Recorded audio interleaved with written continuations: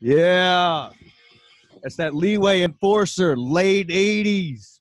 Real hardcore shit, man. What do you think about that, Mead? You like hardcore? I fucking love leather, man. Yeah, I like a lot of leather too. I think it I like smells leather. great. Like hating my dad. Yeah, the whole hating your parents thing. It's Actually, huge. I have great parents, so I can't. Yeah, me too. Yeah, I've never like the Descendants had a few songs about that, like parents, why won't you shut up? You know, take your parents outside, beat them. I was like, what? Mine was like, parents, why won't you talk to me? Yeah, exactly. It's like, parents, please give me an allowance. Parents, bail me out of jail. Yeah, I've had to make that phone call. It sucked. Well, I actually bailed myself out of jail when I went, but I did make the call, and then by the time I sobered up, I didn't remember making it. You know, I was like, I called you guys last night. I was like, fuck. I was trying to hide the fact I went to jail. You already called us. Ridiculous. Oh yeah, I made a whole slew of text messages the other night. I was Really? up in Bumblefuck, Connecticut with one of the In Hot Water fans, one of my good friends, Chuck Mangione. Okay. And decided to take acid. Nice. You still doing acid? Oh no, yeah, acid. But that was secondary to what I actually took, which was shrooms. Come on, guys. I took shrooms. I remember it hit me as hard as fucking bricks, and like within 5 minutes, I was crawling on the hardwood floor in an empty apartment with the most existential realizations I've ever had in my life. Crying, calling everybody on my phone book, thinking that I wasn't a person. I had a revelation that none of us are real people. We're just like waves in a phone. And holy shit, bro! You like this is crazy stuff. Like just trying to get a response from anybody that was real. But I went back and looked at my text messages, and it was the most incoherent, absolute retarded shit I've ever read in my entire life. So even when you wake up the next morning, you're like, fuck, who'd I text? And then you go look at it, you're like, well, I guess it can't be that bad because they couldn't have understood it. Man, I wish I had Chuck on to like repeat what I went through. We're gonna have to do that on another show, but yeah. I should just get him on right now to tell us. But yeah, no, send him the link, dude. I don't care. Have him on.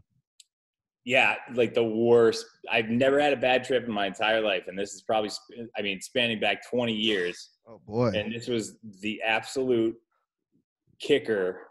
And I'm just gonna do it this weekend anyway. Are you gonna do more this weekend? Yeah. Oh wow! I did shrooms one time. I was in the 11th grade, and the kid I was with, he was a pro. You know, he had done shrooms so many times, and so he was coming over, and it was me and my other friend who I grew up with.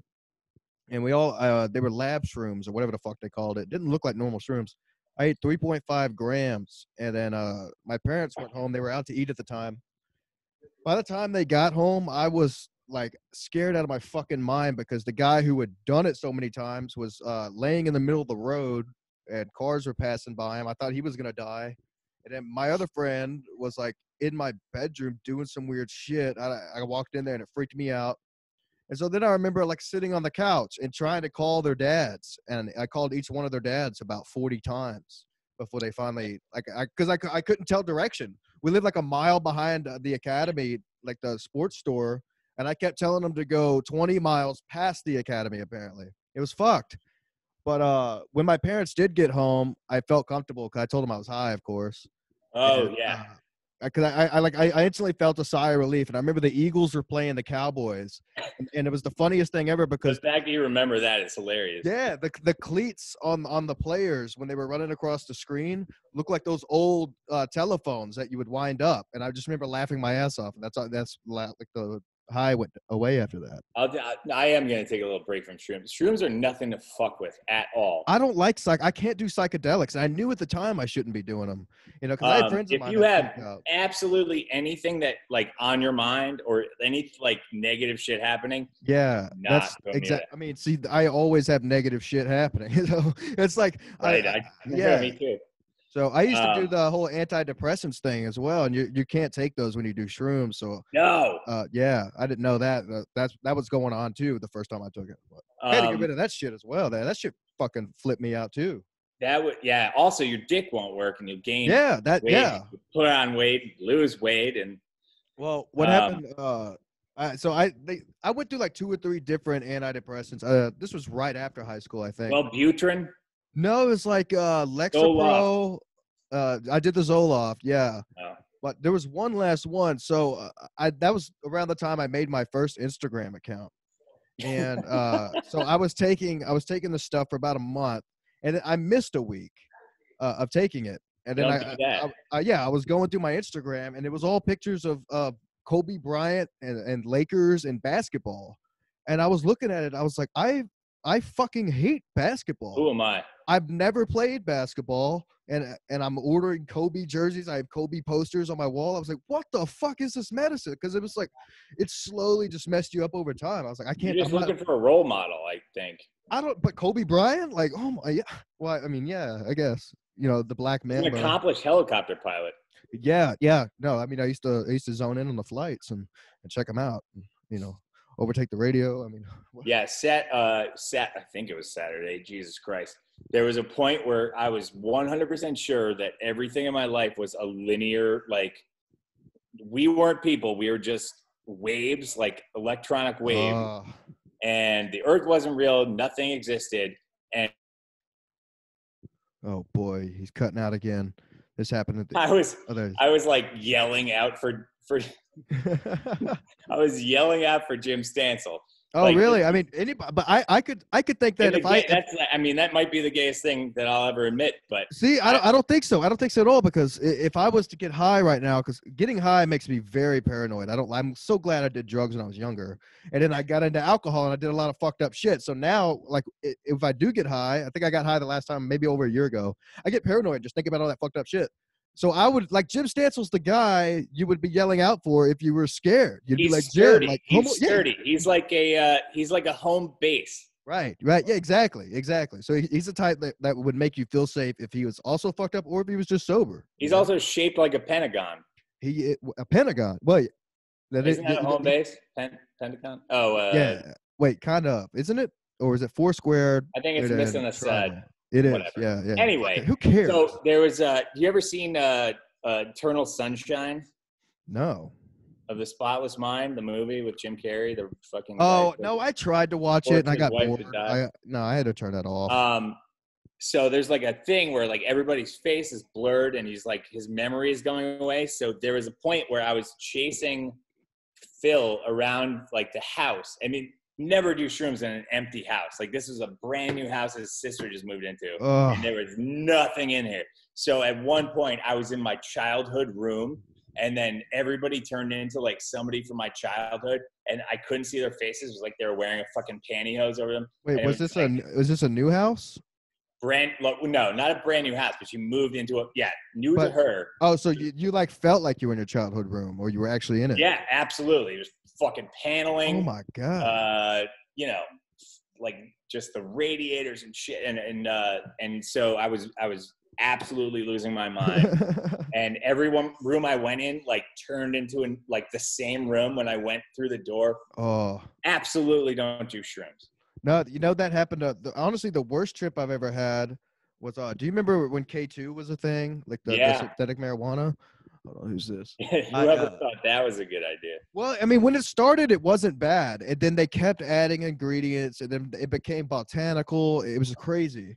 So there was a gas station close to my house at the time that sold it, and they sold this stuff in a bag called Assassin, which fucked you up bad. But one time, a friend of mine gave me this shit called Diablo, and I smoked it out of a bong. I took a big rip, and then everything was fine. Like, we were both high. He got a little paranoid, so I was gonna walk him home in the dark. So I walked him home, it's really dark on the street down at my dad's.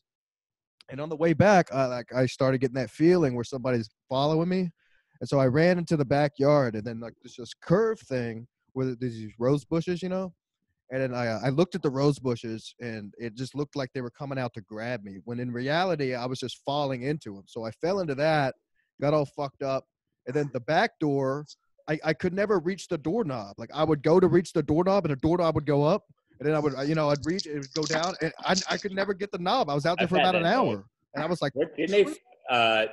Well, first of all, I would never buy fake weed from somebody on a no-fly list. yeah, So, I mean, they were on a no-fly list. They had to have been, but would you do stupid things in high school? oh, of course, absolutely. I'm glad I did it then and not now. I'm glad I'm not like, sitting here going to work and getting off and be like, hey man, let's go down to the Exxon and I cut off get a some janitor's K2. ponytail. Did what? Oh yeah. Please go on. Travis has just joined us, by the way, if you're listening on the podcast. Last day of school, we had a janitor who's just an absolute piece of shit. Looked like he ate children and shit. Creep on girls. Just... Oh, it's cutting out right now. I love a good janitor story. Yeah. Drove a Harley, but it was a piece of shit. Oh, so he was a white dude. Last day of school, I grabbed his ponytail and cut it off. Like scissors or knife? Oh, scissors. Really? Big scissors, like you would cut a ribbon on a grand opening. Oh my god! So he was an older guy, so the ponytail was thin, or he was like 48. Oh my god! So he had no time to react. Like, but between the grabbing the ponytail and the cut, like knew you were gonna do this, like, you were ready. Caught in his most vulnerable time in his entire life. It was his parents walking in on him jacking off to like pictures of dogs. Oh fuck! That seems like something like Brian McCarthy would probably do. Yeah, but he doesn't have pictures. He has actual dogs that fucking lick his He has, nut. but did you go through the tour in his house? He has a lot of photos up on the wall of himself. It was crazy. We had a janitor. We had a janitor at our cafeteria. I mean, it's kind of a dick thing to think about now, but he. Oh shit! You cut out for a second. Oh yeah, we had a janitor in our high school, and we used to throw coins. Like our oh my god, yes, our spare change, and it would roll, and he would chase the fucking coins, but he wouldn't know it was us, and so we would like make bets on whether he would see the coin go past him, because you knew that he was going to run after it, pennies, anything. Did you ever super glue the coins? Did you have a weird kid that would go after the pennies? We used to crazy glue pennies to our lunchroom floor. No, we never went that was far. such a piece of shit.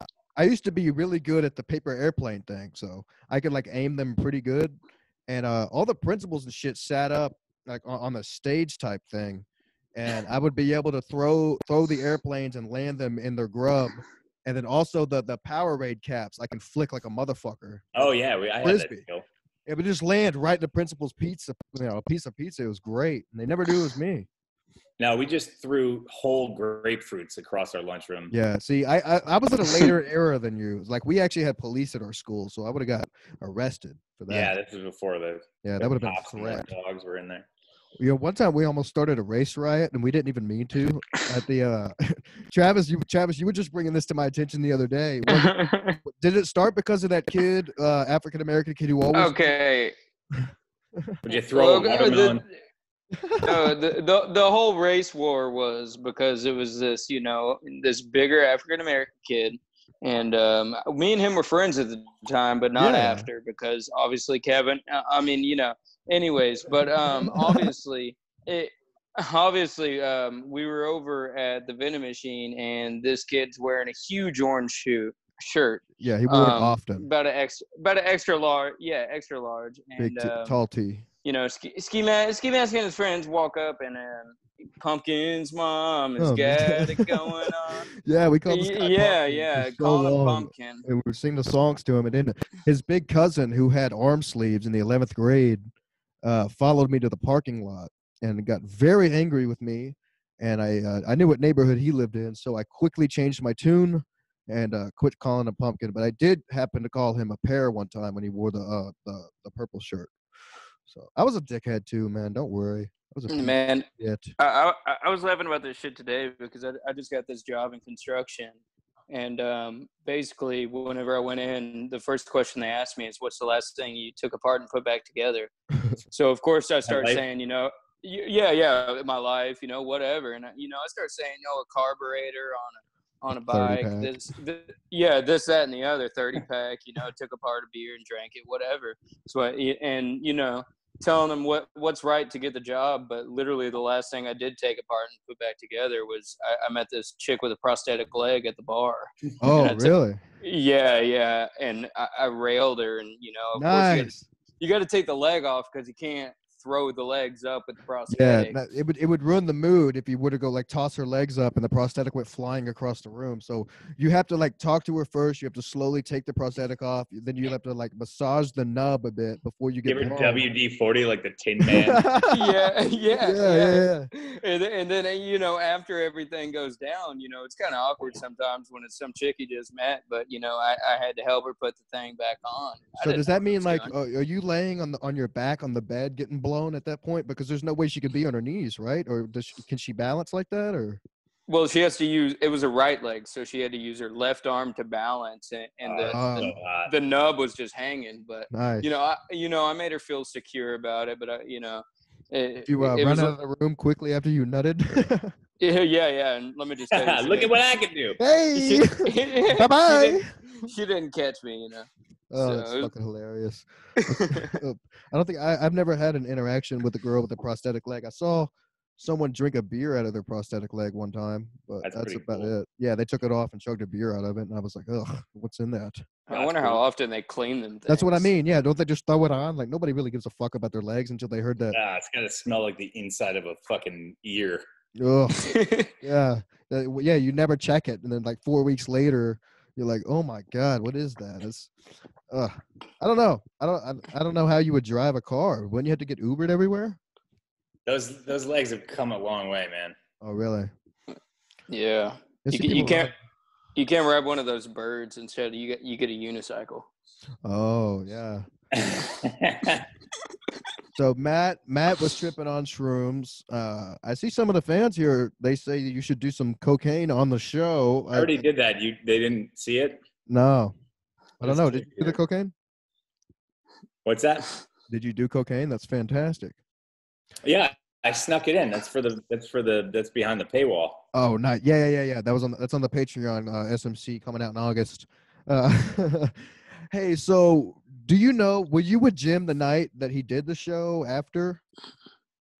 No. Oh, absolutely not. I went to bed at 6 o'clock and slept for 14 hours. I know you were not, because we were like, where is he? We're like, that was the night after my like bad trip. So I was absolutely capable of anything. So did Jim Stancil, can he really eat that much McDonald's? I mean, that is insane. Oh, you have no idea.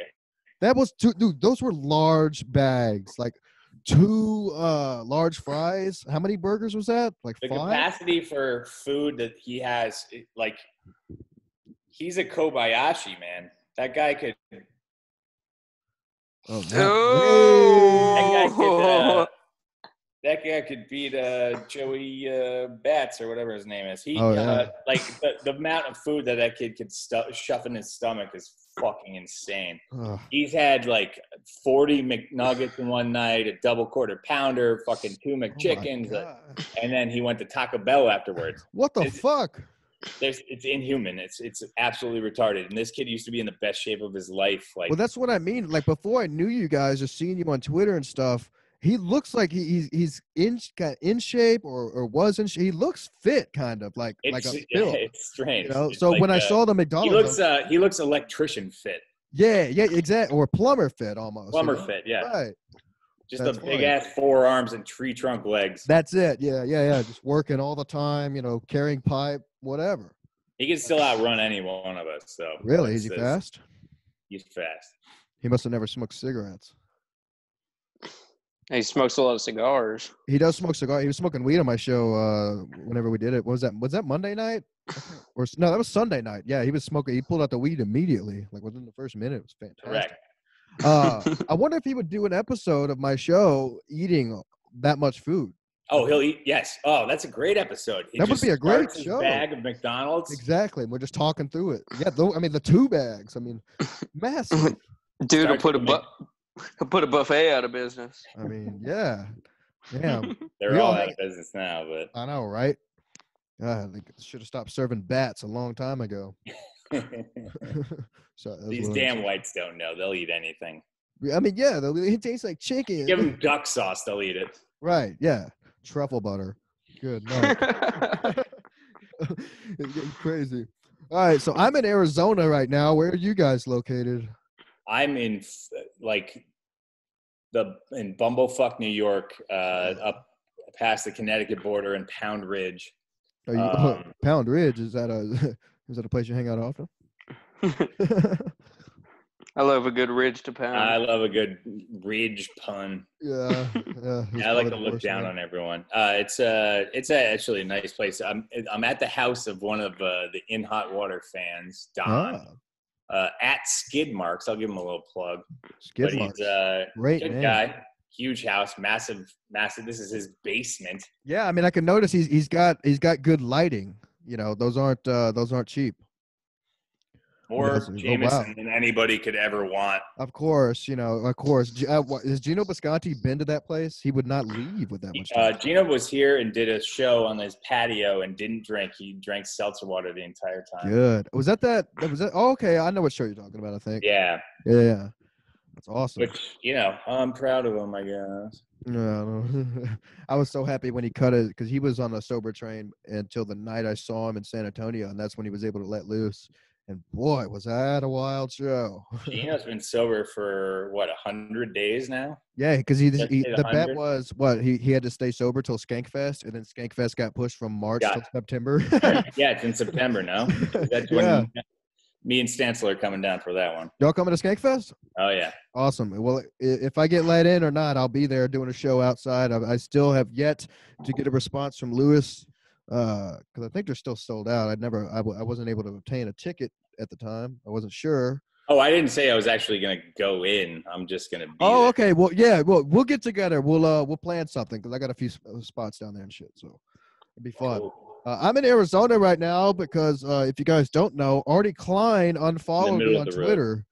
And so I told him I would have to I didn't tell him anything, actually. This is what happened. So I think it was around the time I did the Galveston show. He put out a tweet that said, Travis is funny because Travis made some good jokes on that episode, and that I should focus on being an Adam, quote unquote, from Misery Loves Company. So basically a producer, a guy putting on the show behind the scenes, which is fine. I laughed about it, brush it off. And then that tweet was deleted a few hours later.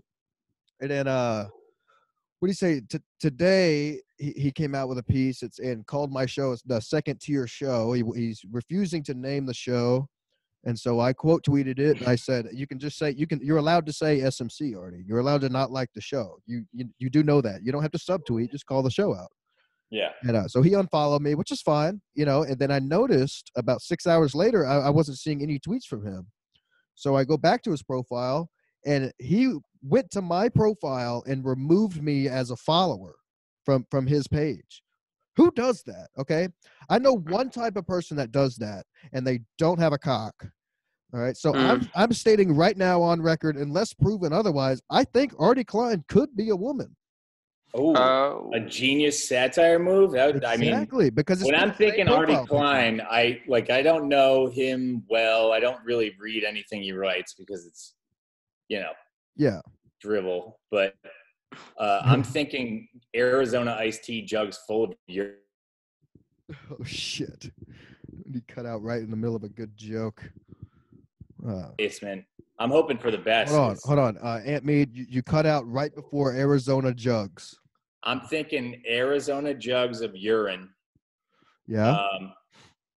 Pork rind bags, mom's basement. See, that was a lot of the reaction today because somebody said, I would like to see what Artie Klein actually looks like. That's what I said. Yeah, and a lot of the responses were, there was a response from a guy with Down syndrome and fat guy.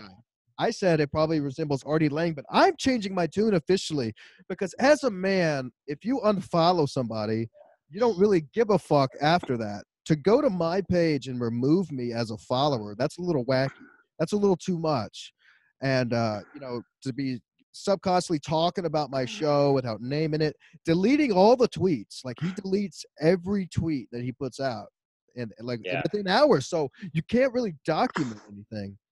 And then, I don't know. It was weird because right about the time I launched my show, he was willing to give up his entire, I guess, status or whatever as top MLC news guy to Joe Exotic and Dominic, which they well deserve it because, they were on point. And so now he's kind of changing his tune. He's even put MLC News official or something like that in his Twitter bio. So listen, I mean, you can't be a part of MLC for when you want. It's 24 hours, 7 days a week, Artie Klein.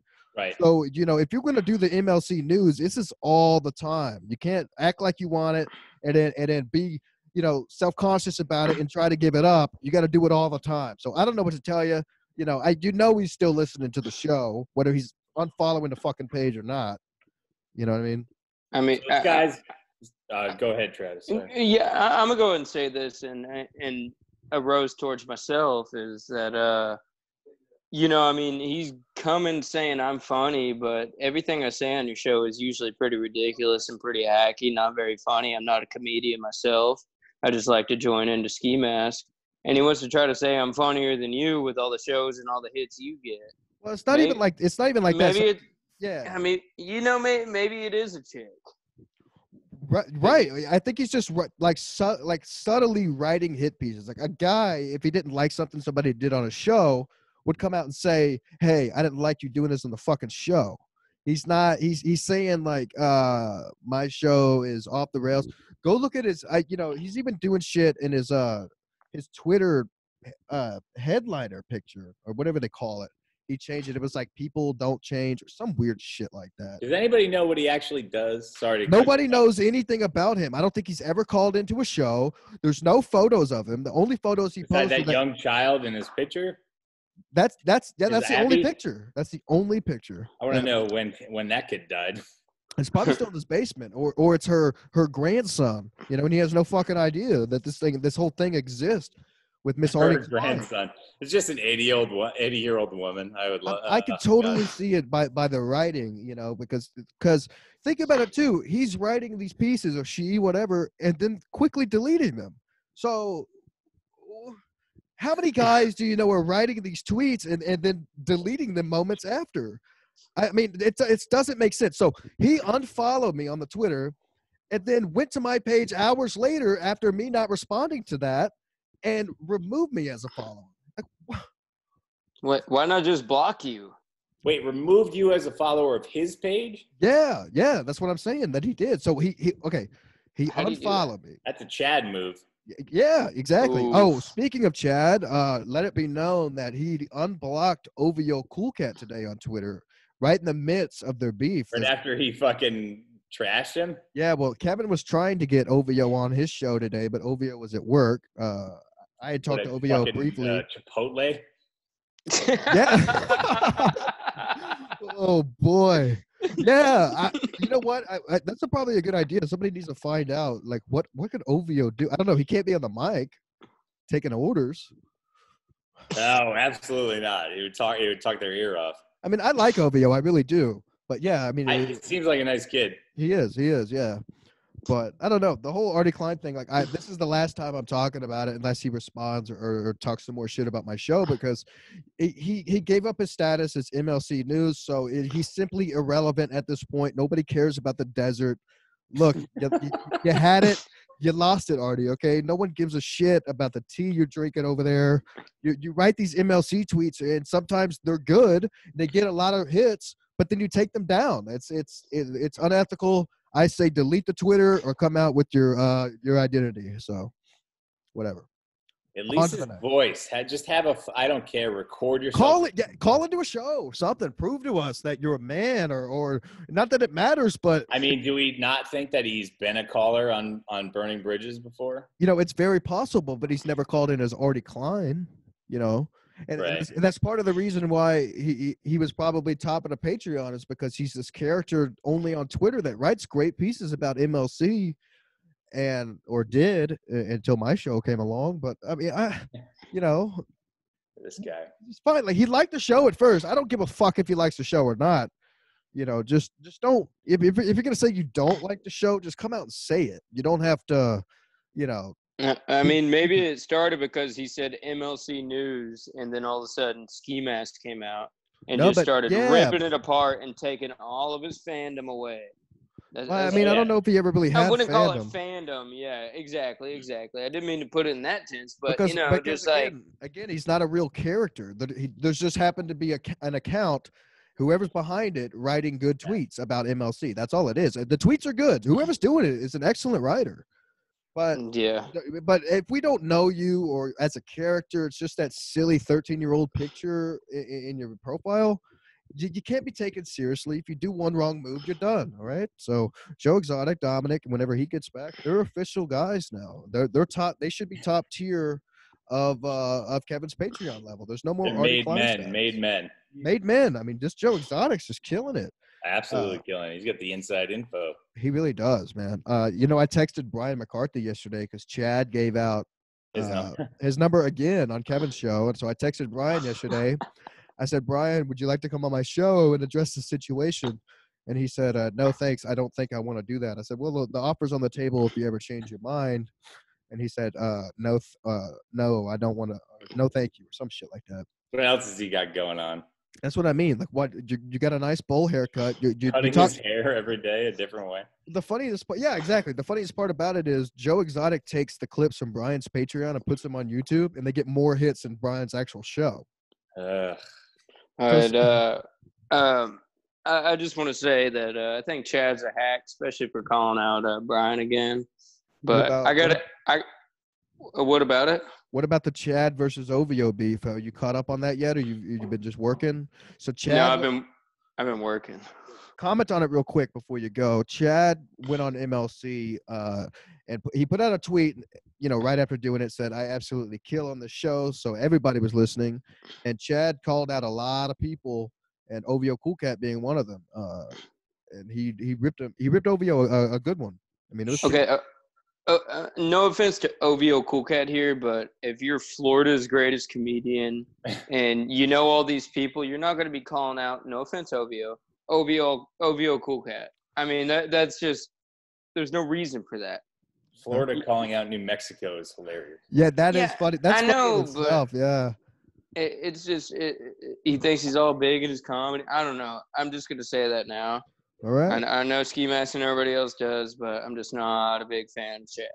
That's all right, dude. It's okay not to be a fan of someone. Just you got to come out and say it, Artie Klein. Yeah, Artie Klein. Well, yeah, why don't you get on the show and tell somebody? Wait until Dave comes on. Right, all right, boys. I got to go to the Gentlemen's Club.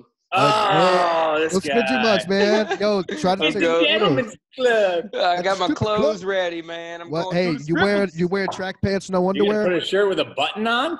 No, there ain't no button on there. Me and him used to go to the strip. We used to go to the strip club here in our town, and we wear track pants, no underwear. Fuck yes. So much fun. I gotta come to Texas, dude. It's a blast. Yeah. Dude, you could do cigs inside at the strip club. It's fantastic. BYOB. Yeah, they get a glory hole in the fourth, the private show. The fourth one you go into, get a glory hole. Swear to God. You always go to the fourth one. I've never been in that one. No, I'm serious, man. But sometimes when you put it in there, it feels like getting bit by a piranha. I don't know who the chick is. It's just a guy with braces. Yeah. It's just a dishwasher. It's like, fuck. He's like, shit. Oh, it's my time. All right. Dude, no lie. They actually do free hot dogs at the strip club on Sunday. It's hilarious. They got a huge crock pot just full of free hot dogs. And they're not bad. I mean, I haven't eaten one, but Travis, they're not bad. Yeah, well, I'm not going to say that they're not bad. I got paid $20 to eat one. Oh, so okay. All right. Well, that makes sense. Any hot dog would be good for the $20. You probably got a private show with that. Yeah, I'm not gay, but $20 is $20. Exactly, dude. To get blown. All right, man. Well, all right. Well, hang in there, and we'll talk. We'll talk to you soon. We got Barry Ribs live Friday, man. So tune in if you want to call in. Let us know. Yeah, I'll check it out. I'll probably have to work, but I'm going to the Gentlemen's Club tonight. Fuck yeah, Travis. All right, get some titties, bro. Later, man. All right. Later. I will. See y'all. Later. All right, so Stancil should be coming on at some point. He should be. Oh yeah, it is 8:34. Little what is it? Need a wellness check. Oh, somebody just tweeted we need a wellness check on Artie Quitter. Look, we've been talking about that for a month and a half now. Yeah, well, I mean, in normal terms, no news would be good news, but in addict terms, no news is someone's either dead or they're dead. Yeah. I don't know. Like I had somebody on my show. We were talking about this. What's worse to you? Oh, it was Tony Mazur, Hilarious. We were saying, we were saying, what would be worse for a guy like Artie? Jail with withdrawals or just dead? I mean, I don't know. I mean, I hate to say it, but just being dead would probably make me feel better. Larry, Knowing do you want input on Artie Quitter? Artie who? Lang. What do you think? I love Artie Lang. He's always been nice. Oh to yeah. me. Me too, man. What do you think? Where do you think he's been? Since the whole COVID? Yeah. Nobody's seen him? Nobody's seen him. Nobody's seen him. No, or heard from him. I think he's okay. Artie's one of the type of people, he will go underground. And I know, you know who probably would know? Jay Okerson or Ralph Sutton. Guys like that would know exactly what he is because Rich Voss may know, Kumia may know, because I've seen him on Kumia's show since COVID, I believe. I don't think he's done Compound since COVID. He did it back in. He had launched his podcast. Yes. On the Comics Gym Network. Very excited about that podcast. There was a bunch of people that were supposed to be joining it and things. The network, and it suddenly just died off, and so nobody heard from that. And then he went off Twitter, and it's not like he normally does when he gets back on drugs. He'll be on Twitter for a few days, and you can tell. It was just a sudden dead stop. He's done. He's where is he at? No, that's why nobody noticed. I wonder if COVID brought back a drug bench, and I'm not hoping the one did on him or anything like that. But I could see where somebody could just go off to themselves and say fuck it for a while. Right, but another scary part about that is, normally if he's doing these drug tests and all that for his parole or whatever, he pops a drug test. Page 6 would get a hold of it like they always do, and his picture would be on Twitter. But maybe that's the problem, is that parole and probation have been suspended during COVID because courts are closed. That's true. So they've been doing phone checkups with people. Yeah, because they won't come to your home. So that's a whole other thing. Well, today was actually like I know from experience. Well, I do. Today was the first day I had to pee since January. So you're right. Really? You're right. Yeah. Okay. Yeah. They called me in, and I was like, "Fuck yeah! All right, let's go." You rob that candy factory? No. See, actually, you got yours the fast way, the ski mask way. Always. Ski mask way. That's Juicy J, isn't it? Yeah, Juicy J and Project Pat, I think. Ski mask way. I think that was 50 first. 50 Cent. Yeah, 50 Cent. I don't think he did the ski mask way. The ski mask way was the 3-6 Mafia. Oh, so even before 50, 3-6 did that. Yeah, but that was Juicy J and those guys. So, but when he became a solo rapper after 3-6. Yeah, right. Juicy J was a fun. Me and Pete Davidson used to play Xbox, and that was his dude. Juicy J, he fucking loved it. That's all I listened. I listened to that in high school when I did drugs. That's like every time I did drugs, like that's what I wanted to hear in my thing. Yeah. And really, ever since I quit getting high, I really haven't listened to a whole lot of rap music. I listen to some Lord Infamous sometimes. Okay. It's just funny, the shit he raps about. He's talking about hanging people on meat hooks and stuff, and he's dead serious. It's hilarious. I'm a big Eminem fan, so anytime I go away from rap, because I always want to listen to see what's out there. Yeah, I know it's shit sometimes, but I do want to know who's out there so people can say, "Oh, you don't know." Right. Eminem, I can always go back to and just push something, and he gets you. Yeah, I guess everybody has that one rapper probably, even if they say they don't like rap, that they can put on, if they're at the gym or something, that you could put on any tape and something good's gonna come on. So. They listen to more rap than I do. Oh, really? Yeah. I tell you, one of those guys. Recycle. I like the Young Dro. Have you heard of Young Dro? Oh, hell yeah. No. He's funny, man. Yeah, I like Dro him. is funny. He's talking about AK-47s running off gasoline and shit. And I'm on my way to work in the morning. I'm like, fuck yes. Let's go. That's good. Man. Yeah, that's crazy. So Artie just disappeared. And it's how many AKs are you gonna stockpile? Oh, Dave's coming? Yeah. Me? AKs, am I gonna stop? I only have one right now. It's actually, I only have one. Okay. Do you know how to shoot it? Yeah, I mean, I got the AK, it's actually an SKS, which is basically the same thing, shoots the same round. Okay. Yeah, I mean, I got it right over here. I got a whole box full of nice ammo. Stancil, what does that say? Is he coming? Yeah, he's en route. En route. En route, like turning on a fucking phone. Tell him to get 2 bags of McDonald's, and we'll go ahead and film this thing. Yo, what was the deal with that McDonald's that other night? That's what I was asking. So I was. He's a big, beautiful boy. He needs a lot of McDonald's. A lot of the fans were very curious to see if he could actually eat that much. So now I want to film an episode of him eating 2 full bags on the show. Like, we have to see that. That is crazy. One night, we all did acid one night. It was the best acid trip because it was my first one. And it's always the case. It's always okay. And so the trees outside turned into Puerto Rican women. Nice. They were making love to each other. Yeah, and they were fighting a lot. And they were Was your dick out? Oh, my God. They were real mouthy. Oh, my God. And we It got real loud. Shut up and fuck. And I was in and out listening to Dave Chappelle, and I was in and out the house because it was my first time. I didn't know what to expect. These guys were like veterans at it a little bit. And somewhere in the middle of that night, some pizza showed up. Somebody ordered a pizza? At the wrong house or whatever, but a lot of pizza showed up, and Stancil ate a lot. Oh, okay. He can eat. Yeah. And he gets up right in the morning and gets on the treadmill and just runs for hours straight at top speed. Very insane. It's like, insane. Okay. That's crazy. I saw you shake your head. I was like, is he lying? No. It's absolutely true. That's absolutely true. Like, wow. I was like, it was so amazing that like we were all, because this guy puts on Fantasia. Oh, yeah. He puts on Fantasia. We're on an acid trip. We put on Fantasia. It's crazy as I don't know what. The food is there. I'm trying to give them healthy choices like apples and water and keep them hydrated and everything. Right. I don't want that. They don't want that shit. What, straight to the sodas or straight to like a big Mountain Dew and pizza. I was just straight to cavity zone. Yeah. we busted out Fortnite. Oh, God. It sounds like a high school party. Yeah. Don't try to play video games on acid. Oh, I've never done acid, man. I did the shrooms at one time, and I said, all right. Well, we'll bring some acid down to Houston. No, dude. I'm not good on drugs, man. I do cocaine, and that's about it. You know. Okay, then I'll bring some. Yeah, a couple of nodules for you. Sorry, cut out. I just said the cocaine. Like, I don't really mess with it anymore now, but.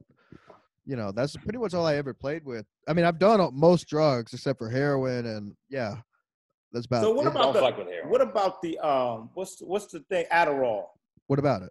Like amphetamine. I know people used to in Brooklyn. They used to crush it up and put it at the end of a line of cocaine. Yeah.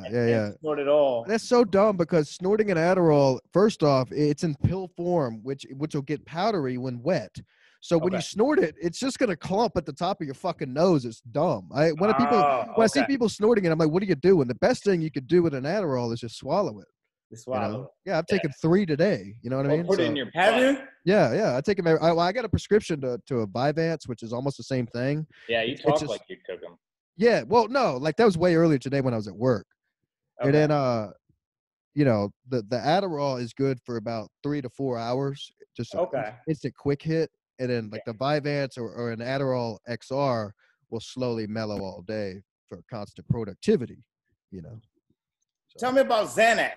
Now Xanax is a very dangerous drug. I got in a lot of trouble taking that stupid shit, man. It makes Xanax puts me in a hole. Oh yeah, man. When I would drink on Xanax, I became a fucking monster, like a monster. Really? Yeah, I would destroy shit. One time I was begging my stepdad to throw me through a glass window so many times, like over and over. He finally picked me up and slammed me on the ground, and then he said, I stood up and I thanked him and went to bed. Hell yeah, that's Xanax is so dangerous because you'll take one and you'll start to feel really good, and then you'll wake up the next day, and that's it. You won't remember shit. So you don't know what you did, and it doesn't matter because you don't. How can you accept the consequences when you don't even know what the fuck you did? So it's like, you know, I had 10 staples put in the back of my head February last year. And didn't know what you did. I remember this because I was listening to a podcast, and it was actually Matt and Shane's secret podcast. And the joke I was laughing about was the bowling pin dick.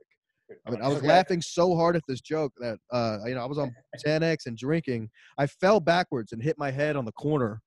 And whoopsie daisies. Yeah. That was like the last time I ever took it. I was like, fuck, I better relax after this. Guess who's here?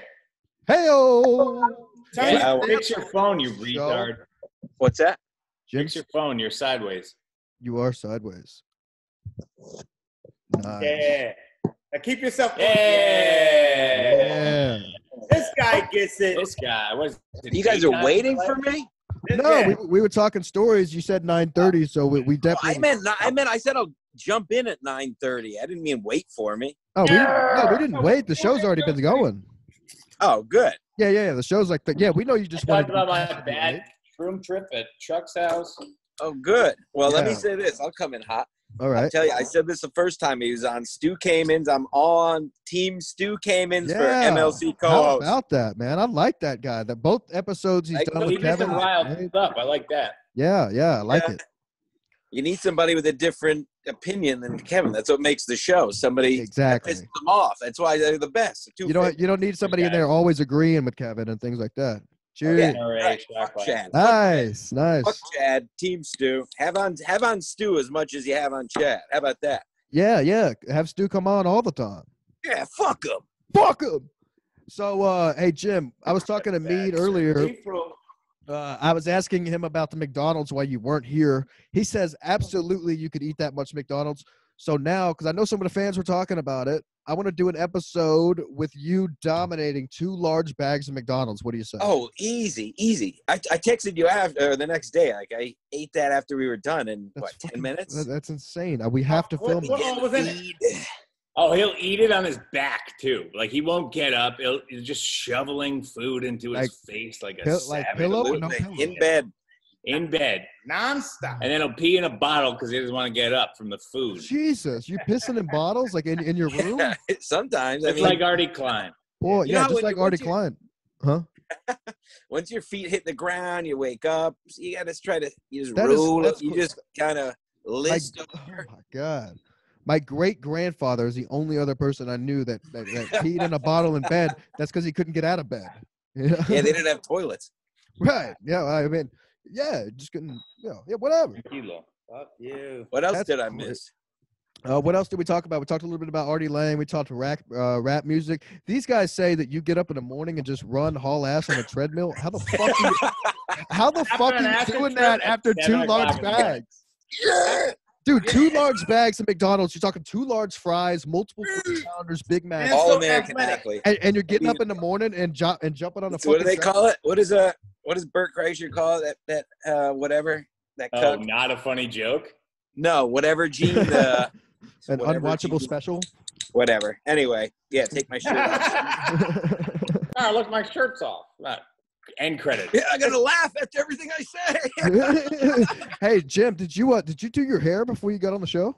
His hair looks great, doesn't it? The Yeah, it opposite. looks awesome. I haven't touched it all day. Yeah. You just need to wear your hair on every episode. Just a good-looking boy. I don't like the hat look. Boy. Oh, beautiful boy. Drugs. Oh, There he is. Hey-o. Are you gonna get the dog high? He looks like Black dogs matter. Pete is gonna cancel you. Uh-oh. You don't want anything he needs that it. anyway. He's a wild boy. Oh, we also Like, talked a you can little do bit anything about the Chad Ovio saga that's going on right now. What do you make of that? Do you think Chad should just relax on Ovio? Do you think Ovio should respond? No, I don't care. Keep it going for our entertainment. I don't give a shit. Yeah. Oh, also you missed. I'm in Arizona right now because I was going to pay Artie Klein a visit. He's been like slowly. He broke down. Well, yeah. I couldn't find the middle him. of the road. You couldn't even pull over. Right. Yeah. The kind of guy Artie Klein is. He deletes his tweets, so he probably called the wrong cab company too. But no. So this is what he did. He was like slowly starting to talk a little bit of trash about my show and stuff, which is fine. I don't care. But he would never come out and say the name of my show. So today he unfollowed me on Twitter, and then I didn't react to that. And a few hours later, I noticed I wasn't seeing any of his tweets. He went to my account and removed me as one of his followers. So I'm putting out the theory right now because it makes complete sense to me. We've never heard this guy call into a show. We've never seen another picture of him. I say it's a woman behind the Artie Klein account. It's a woman. He's deleting tweets. He's removing me as a follower. It's a woman. It's a You woman. said he's a. Yeah. Gotta be. You said he's a woman. That's interesting. I always think I was about never it because opposed to the conspiracy theory that it was OVO Cool Cat. It's not, because think about this. OVO Cool Cat, look, you got to look at the way people are writing tweets. Whoever's behind the Artie Klein Twitter account, they write good. They're good writers. I mean, the tweets are good. That's why they get whatever. Yeah. They write good, then they delete them. Yeah. But it's boring as fuck out here in Arizona. So I would write a bunch of tweets and then probably go back and delete them too because Yeah, what's there? Iced tea? there's nothing here. I mean, look at it. So if you write a tweet and you may think it's funny for a minute, there's nothing else to do but think about that tweet until it's not funny anymore. Then you're gonna go delete it, So Right. nothing to fucking do out here. Yeah, fucking watch a tumbleweed and then Fucking realize hot. you're an Yeah, idiot. watching a tumbleweed and thinking about my show. University of Phoenix. Yeah. University of Phoenix. University of Phoenix is closed. There's nothing. Yeah, yeah, exactly. There's no campuses. So he's even started. I Pretty don't sure know. that's an It's online crazy. university. Yeah. But I say just block me, or if you're gonna talk about my show, just say the name of the show. I don't understand the whole block culture. You know what I'm saying? Like, I think that's a bitch move. I do Like, too. I do too. It's a passive aggressive fucking child move. Right. First of all, there's a mute button. You don't have to hear what anybody's saying. Also, Exactly. you get the fuck offline. Yeah. It's Right. like it's the equivalent of saying I was bullied online, and what I'm going to do is remove him from my life or whatever. It's such a girl thing to do. It is a girl thing. That's showing I have feminine tendencies. Yeah. I keep a list of people that blocked me. Is that feminine? I just want to know, just in case they ever pop back up online, and I could be like, Yeah, why you back, motherfucker? That's a revenge list. That's fine. Yeah, I think when they unfollow or when they block you, they don't. It doesn't necessarily remove them as a follower. All right. Sorry, we lost ourselves. Oh, It's okay. like you couldn't have done anything that was like a hanging offense. Like Right. Well, I don't know. I am blocked by one person. I did something that was kind of fucked. I don't know if it's fucked up or not. I thought it was hilarious. Okay. It was in 2015. I was living in Galveston, and there's a town right outside called Santa Fe. And, I've been there. Yeah. So I was bored one day on the Twitter, and I just typed in Santa Fe so I could see girls' accounts that were there, or whatever, just trying to meet some chicks. And I was talking to this girl from there for a while. Well, come to find out, her dad was the mayor of Santa Fe, and this chick did not want to hang out with me and my friends. So one day on Twitter, I'm up late at night on there. It's like 11 o'clock. She uploads a photo of her hitting a gas mask bong. So I screenshot it. I'm like, she didn't mean to fucking do that. She didn't mean to do that. Okay. The picture was gone like minutes later. So one night, like me and the fellows at the bar were like, dude, let's email this to the mayor of Santa Fe. So we go on Google and we type in, Santa Fe mayor. I still have the email. It's hilarious. And his email popped up and we emailed it to him. And I just emailed the picture. And then we were all hammered when we did it. We woke up the next day and I checked my emails and it was the mayor. He was like, I don't know who this is. I don't know who sent this to me, but I want to thank you for addressing the situation and the drugs in our community. My daughter has since been removed from Twitter, and so she was gone, like off Twitter. But I think I'm blocked. I love how he went political with it to show, right. He was like, well, listen, in my county, there's a drug problem. However, we're addressing it. We're starting with my daughter. Yeah. So, but I think she ended up getting in a lot of trouble. I didn't know he was like a strict guy. I figured if you're the mayor, you must be pretty cool. But because that could fuck his whole shit up. Right. Yeah. But she was hitting a gas mask bong. Why are you taking photos hitting a bong anyway? That's what if you're on social media, you better be pretty careful in what you upload because anybody could see it. Like some asshole just living in Galveston, just crawling on Twitter, Yeah, especially if your dad is that high up. Yeah. But I'm trying to think. I don't think the rest are just ex-girlfriends and stuff that I pissed off. Right. But have you ever decided, okay, I'm gonna go start blocking people? No. The only people on my block list are like those weird fake guy accounts that send you picture of their dongs. Yeah. Like, you have to block those. You have to. It's not even a good looking. I don't get those. Well, I mean, Jim, if a guy like you were to send me a dong size pic, I'd be like, hey, what's up? No, I'm kidding. It'll be a Big Mac next to it. Right? Yeah. It better be in between two sausage rolls. I get all the Russians who. What about you? Have you guys ever blocked or? No, zero blocks. Anybody. Never I'll blocked do a anybody screenshot. Zero blocks. Yeah. I know that when the election came out and Trump became president, a lot of people decided to block me, and I was like, well, I didn't run for president, and right. I don't really actually know Donald Trump. I mean, I just voted for. I don't actually know him, Yeah. But they made it their business to say, well, and then tell me and direct message, Larry, I used to love you, but I'm blocking you now. God. How could you vote for over some fucking politics? Like I do not understand that. Some of my no, it's insane, man. I know. I'm down here in Texas. Some of my best friends. I mean, most of the people I know that are like my age and skater punk style, whatever. they all love Bernie. They know what I like, but we're still friends. It's cool. But then you get on Twitter and people, like, I had the same thing happen. There was a photo taken of me at a Trump rally. And it got online. I had to take the shit down because I was just getting called out. I'm like, I'm just going out having fucking fun. I was in Dallas for a concert. Oh, they don't like having fun. There was a Trump rally half a mile away. I was like, let's go. We were hammered. It was fun. And see, people take away from you your right to do what the fuck you want to do. We literally, exactly. We literally went to the Trump rally because A, we had been drinking. Yes. And B, I mean, who wouldn't go to a Trump and rally? And also, it's a big party. Yeah, it was huge. It was before he was president too, so the Gillies in Dallas was packed out. And I went outside to smoke a cigarette. They wouldn't let me back in. I got angry, but whatever. That would happen. Yeah, I was on the Zoloft.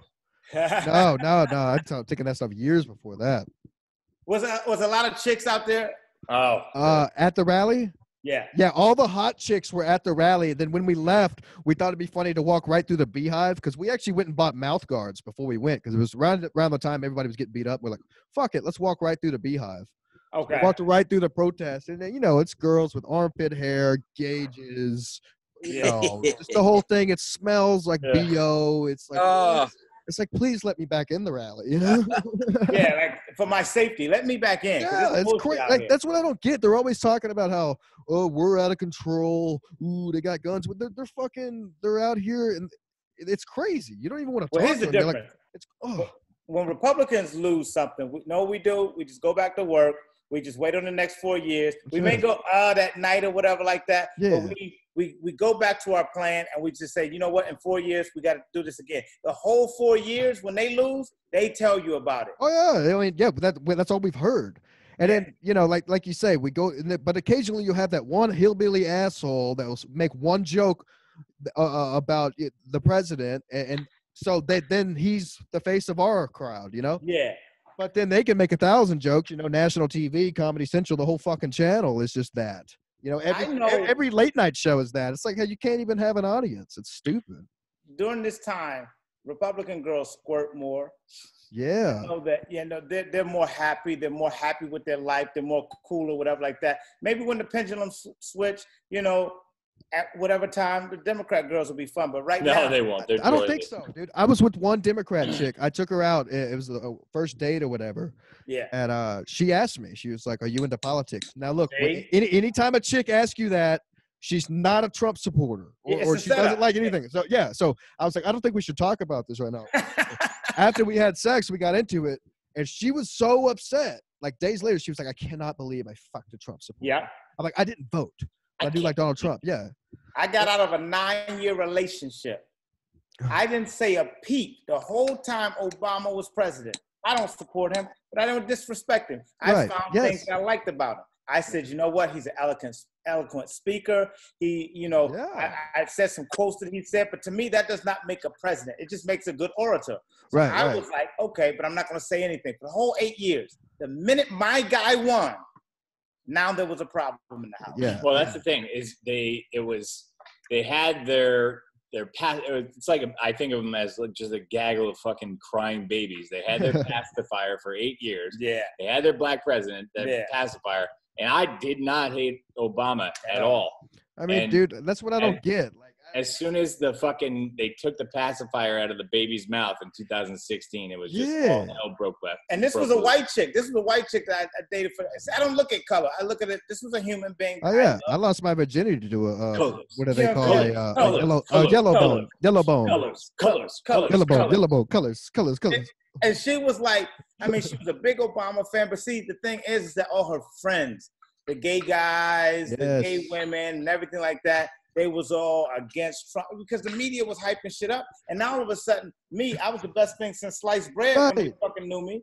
Dude, you know what I've noticed though, ever since like starting comedy and all that, is when I go out now, like one of my best friend is seeing this chick, and that's all she likes to talk about is the politics. But even locally, I'll go out to bars now, and that's all people are talking about. It's like these motherfuckers don't have anything else going on. Find a hobby. That's all. Yeah, exactly. That's all they're talking about is, you see what Biden did today? Who gives a fuck? No, I didn't. I did. Yeah, relax. You know, is it funny? Did he do something these guys ridiculous? are out on the boat every day. I'm riding my bike. That's what was nice about before all the media is cool. You know, you have all the shit, but you didn't worry about what the fuck the president was doing every day. Never. Who cares?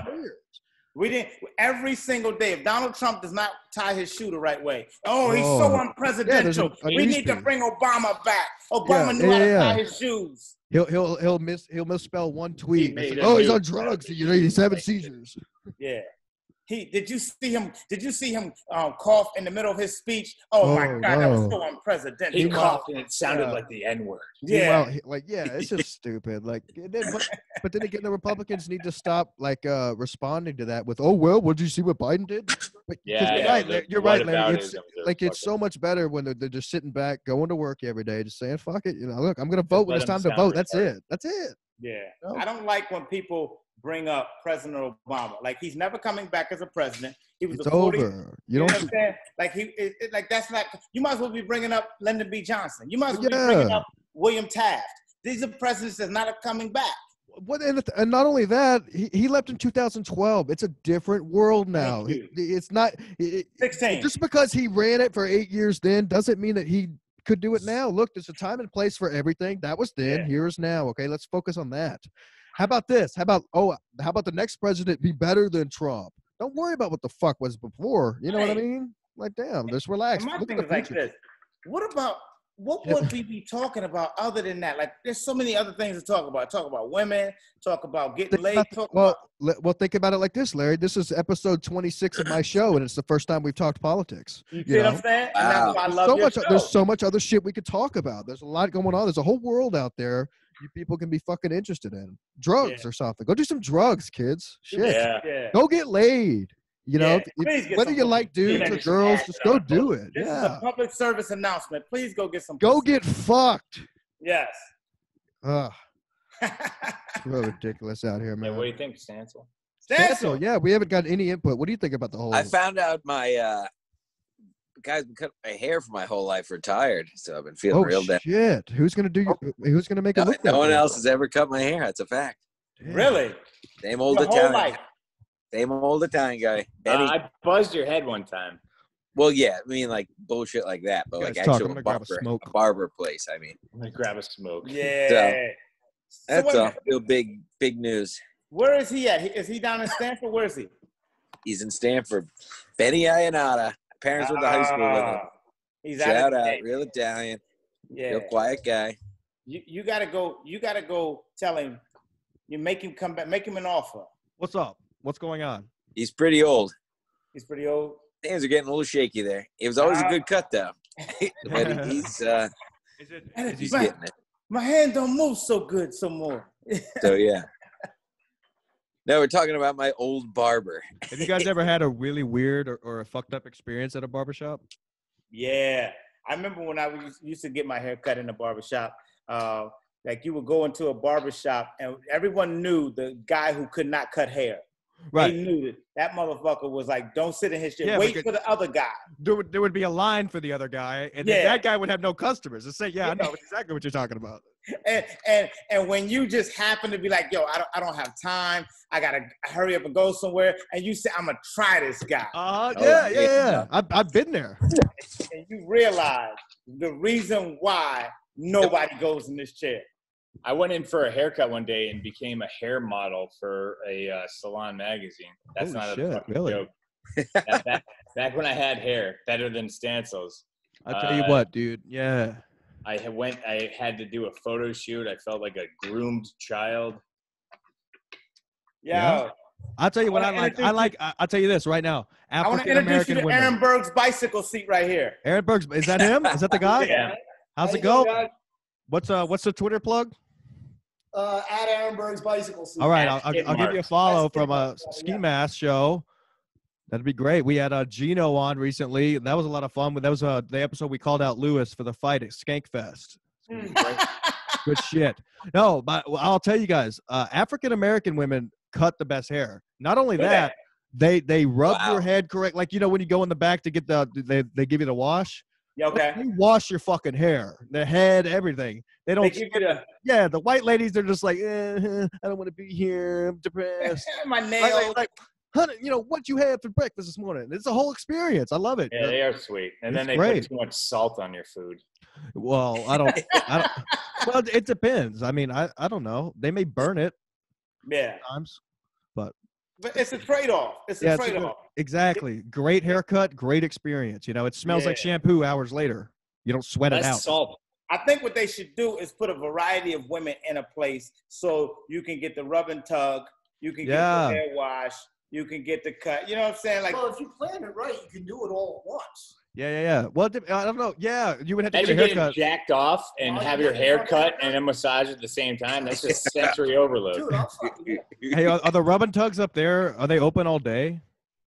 They're not. I don't think they're open at all. This shit doesn't exist up here. There's some good rub and tugs in fucking Texas. In Houston, but I've only ever been at night. I've never really found them. Like during the day, they're regular spas, and then at night you go in and they check your ID. You walk in, you know how it goes. I don't need to get a nice jerk off and haircut from an old Italian guy.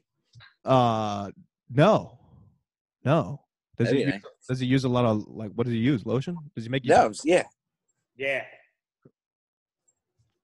Zoom sucks. You got a lot of hookers down there? Yeah, yeah. I would say so. I mean, I've never had when I did that, I never had a problem getting one. Yeah. But that's why I was wondering, because during this season when all the comics are getting Me Too and this guy did this, it's like, listen, now everybody just gotta go get hookers. Yeah, because exactly. They're not gonna tell you not to. They're not gonna check. Here's what you do if you go get a hooker, okay? I'll tell you the rules. You put the money in the top drawer of the dresser. There's always a dresser in the room. Don't ask why. No matter what room you go into with a hooker, there's a dresser in there. You put the money in the top drawer. You're not paying for anything. You're just talking to some lady, and the next thing you know, you're getting blown while the news is going on in the background. I didn't know how that money got in there. Yeah, exactly. Bones up. Right. Yeah. So I wouldn't play that note. Yeah, it's crazy. Get a buddy suit. Now let me ask you something. So, okay, that scene down there in Houston, what's it like? Because I always hear about Houston. Never, my boy Ralphie Mead was from there, and but I always heard about Houston. Oh shit! They cut out. You guys still there? Jim, you were frozen. Yeah, we're back. Anyway, so you talking about the comedy scene? Yeah. I haven't had a lot of experience in Houston, but I've been to a few of the clubs, and the thing that seems to me is the Secret Group is pretty much the only club that's booking comics that we would hear on podcasts that we listen to. You know what I mean? That aren't shit. So yeah, I was talking to Mead before the show. I had a guy DM me on Twitter, ask me the same question, why I sometimes say Texas is bad for comedy. Okay. There's not a whole lot of places to perform as a club comic like there is on the East Coast and things like that. So I that's what I told to this guy. He said, well, it seems like Joe Rogan and those guys always love going to Texas. I'm like, yeah, because there's not a comedy scene here.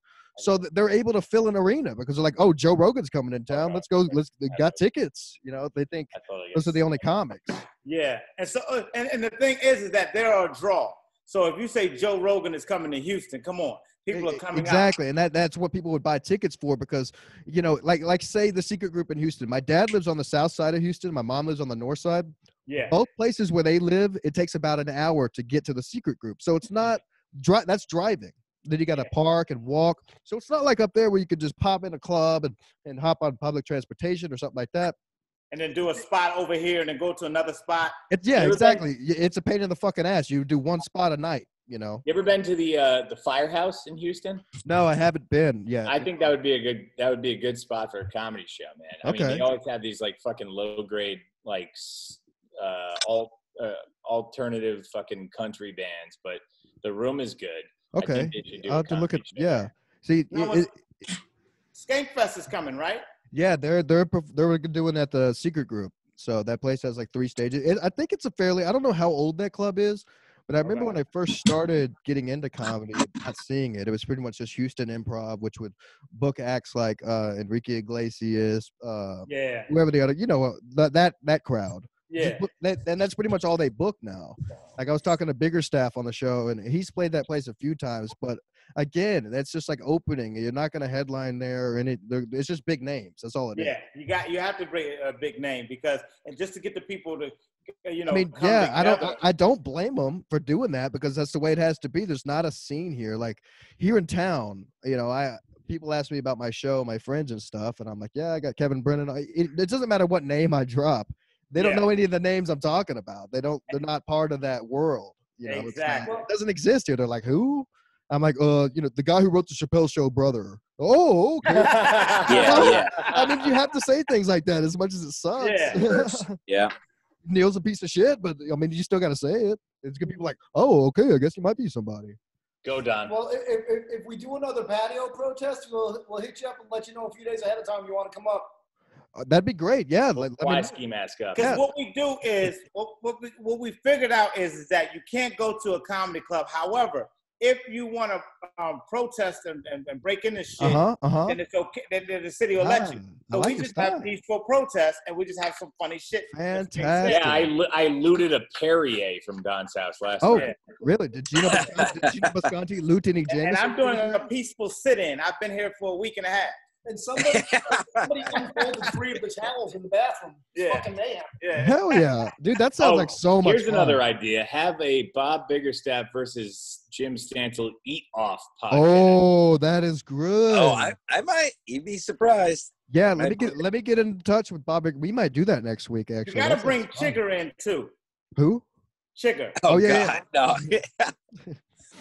no. The pro eater, right? Yeah. But I tried to do that. Either let him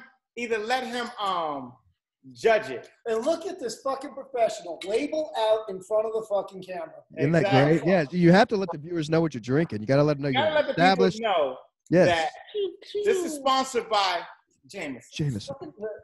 Oh, man. I used to like drinking Jameson sometimes. That was it.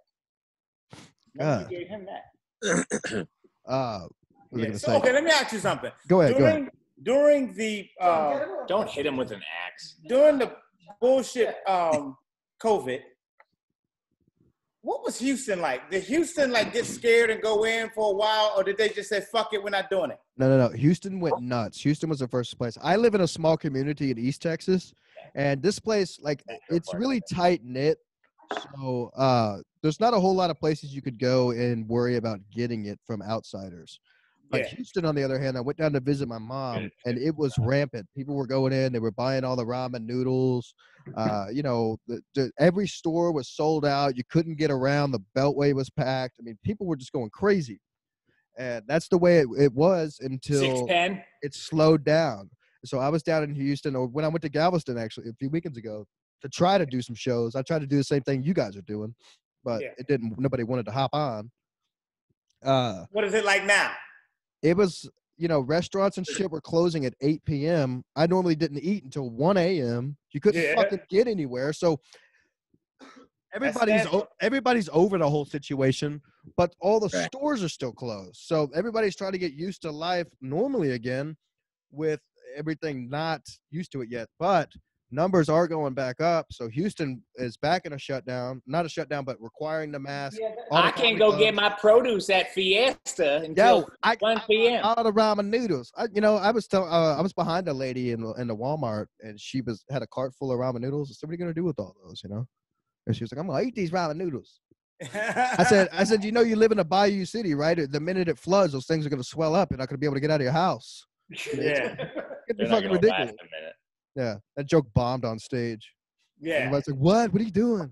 Like, and the thing is that they're gonna just hoard it. I mean, because they're so scared. Like, first it was the toilet paper. Now she's gonna wipe her ass with ramen noodles. Let me tell you guys something. I don't know what the deal with that is. I have one roll of toilet paper that it'll last me 3 weeks. 3 weeks. I'm a roll of shit. Well, I am, but I normally, I save it up for when I get to the office, I do whatever there. Yeah. But at the house, if I, You hold it for the office, and I know a lot of people were stealing office toilet paper. Yeah, luckily. Everything looks like a Jackson Pollock painting, so I do a roll of shit. Yeah, it used to do, when I drank a lot, that was the way it was for me, too. Every day. Ever since I quit drinking, normal. Normal, yeah. Just normal. I was like, oh, maybe there's not anything wrong with me. Normal, nice solid log. Nice, solid.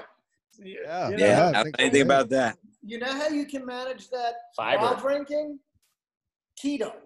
Oh, so you don't eat a baked lot? things? Yeah. Okay. So you're telling me after 10 vodka shots and a case of beer, I'm going to have to eat a keto diet and not 12 Doritos Locos Tacos? But keto will back you up a bit, so they kind of counterbalance. Oh, Did you okay. just have 7 shots of vodka? I'm in ketosis. Listen, I have a high tolerance, okay? I'm going to take a solid shit. So, was the girls okay? So now during the COVID, our premise was because the girls was like pent up, Right, yeah. So now, did they come out and go through a fuck phase down there? Okay, like they did up there? I'm starting to think that now because this is kind of fucked up. That happened to me. Right after it started, like early March, I started talking to this hot girl who was a nurse on the Hinge app. Yeah. And it took nothing almost to get her to come over to my apartment. I cooked a great meal, had bomb sex, and then basically dated her for 2.5 months. Then everything opened back up, and we started being able to go out, and I guess we realized we're nothing alike.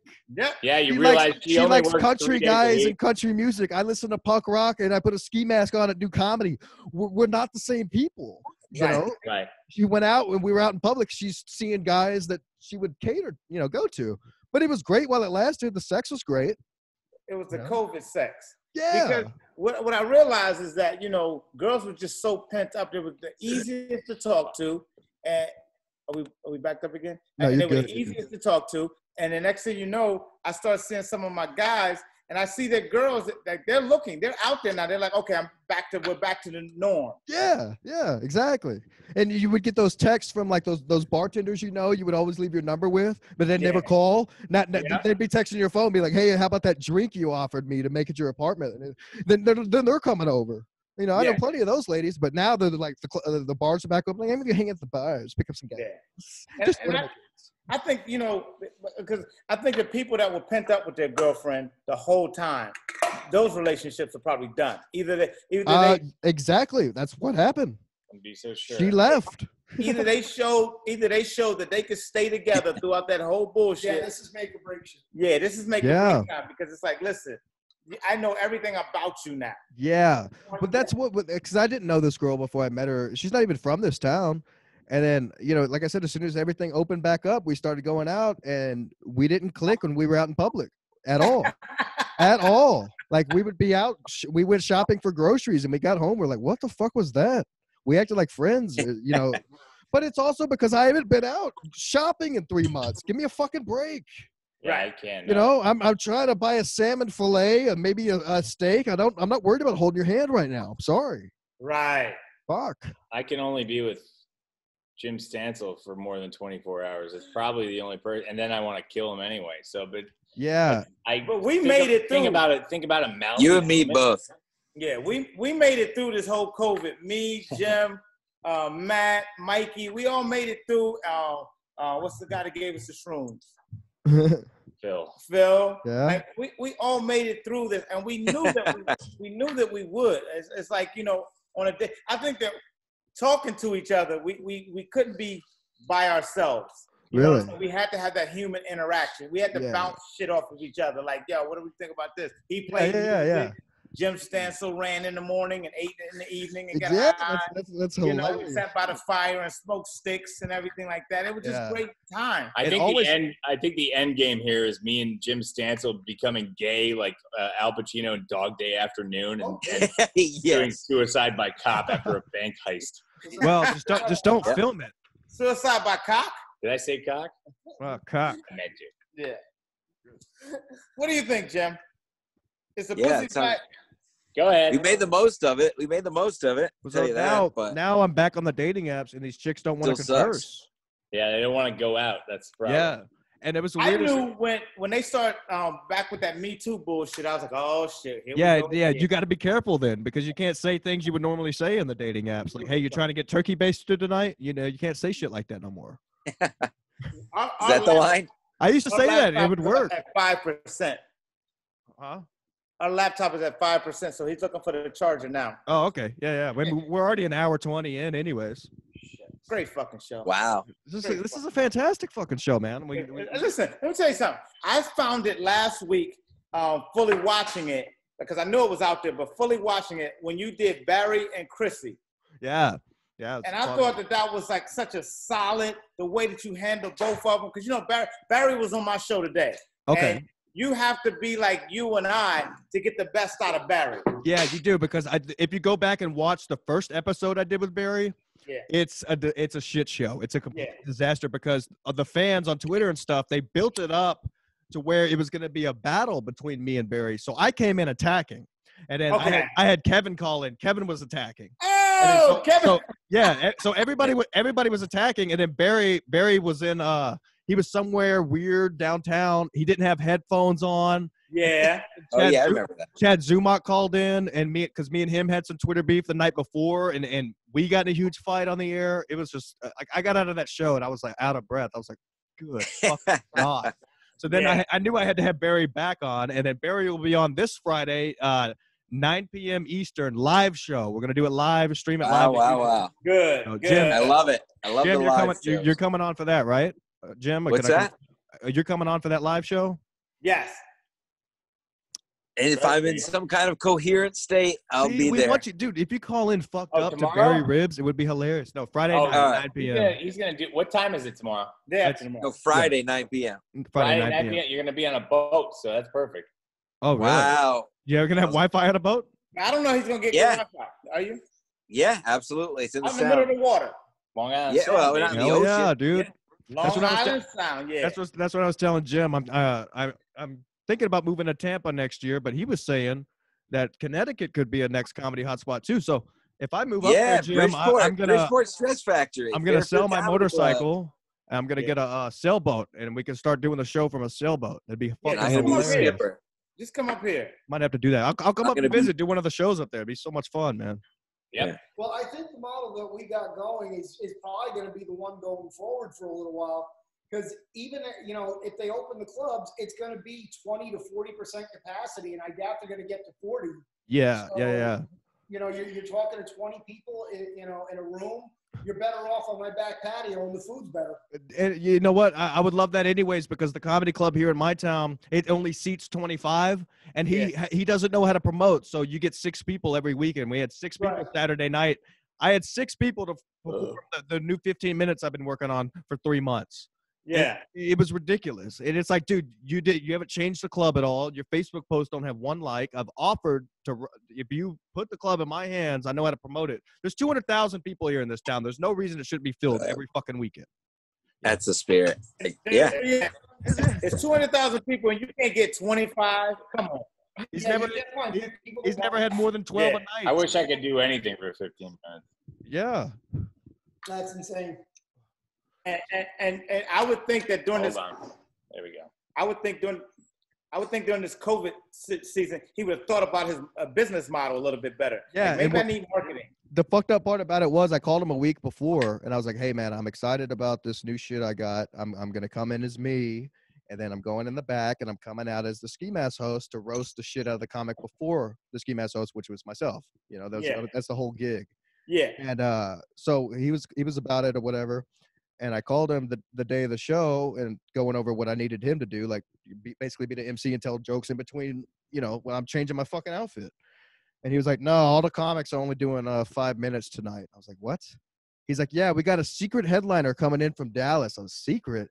He's like, yeah, it's a new move we're doing. We're not going to announce who the headliner is.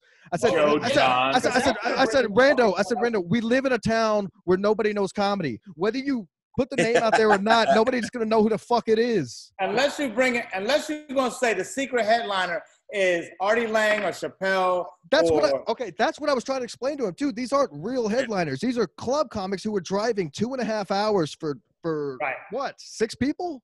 Right. Yeah. Who was it? Downtown Tony Brown, I think his name was. I think that's who was there Saturday. I don't know. As soon as I did my set, I was pissed. I left. I went on stage and I just roasted the fuck out of the club. I was like, there's no Molotovs got thrown through these windows, you know, because it looks like a meat market in here. It's a hallway. Yeah. How many women were in there? 1. Thank you. Bullshit. 1. And I bet she wasn't even a 6. No, not even a 6, and she had a big fat rock on her finger. So what are you gonna do? That's what I was gonna say. You know, women don't go into a place like that by themselves. You go in there, you're like, what? It's metal fold out chairs. It's crazy. It's crazy, man.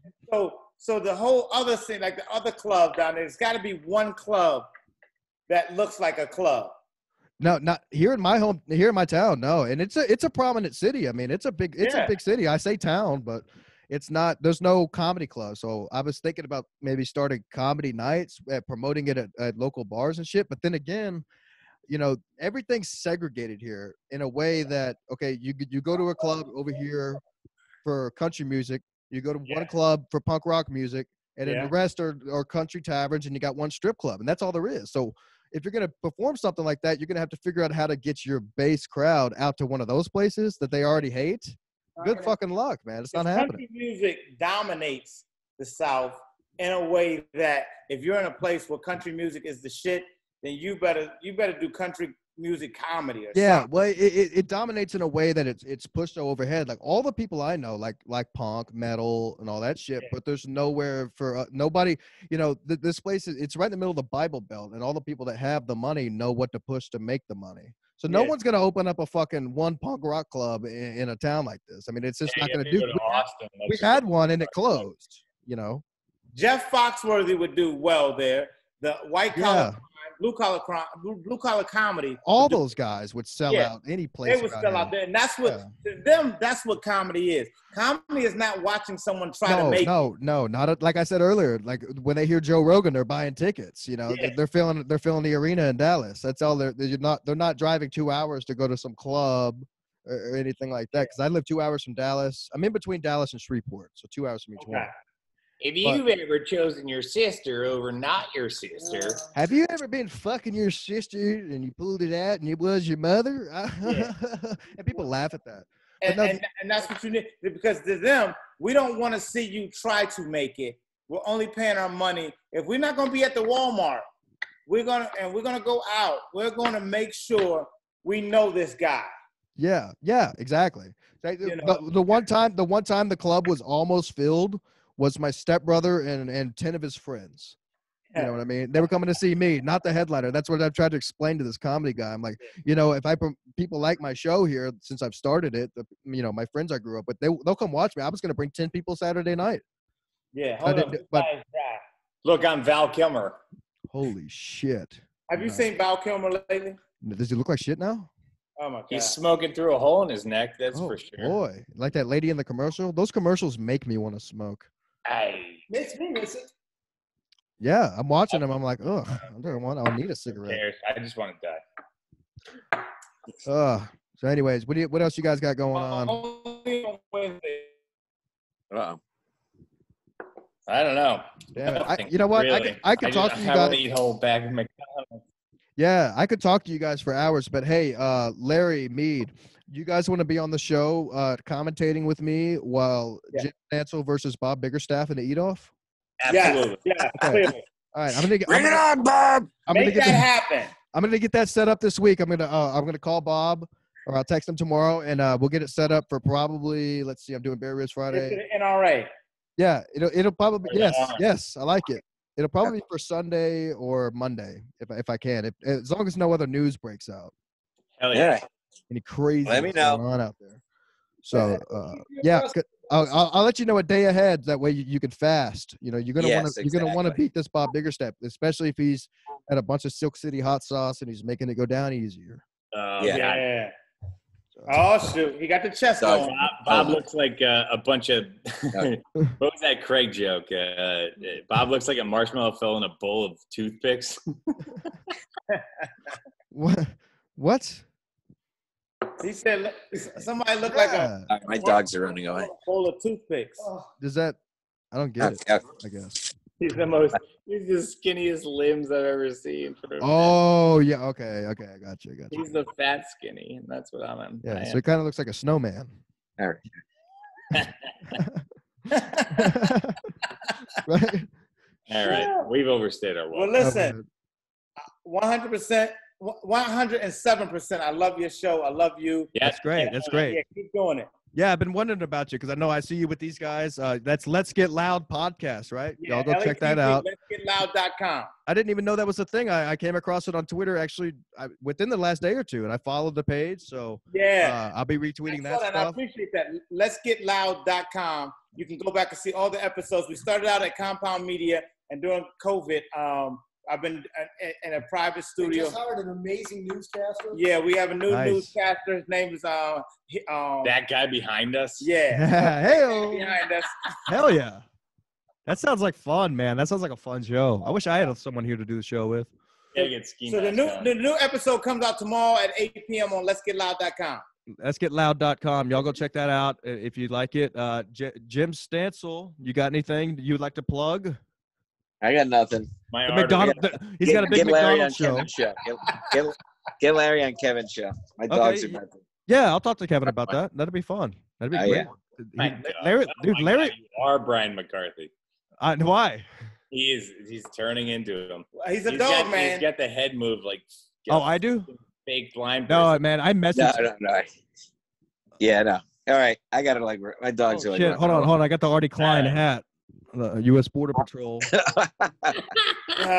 He's patrolling. He's out there patrolling MLC News. So watch out for Artie Klein. He'll unfollow you and then remove you as a follower if you give him any shit.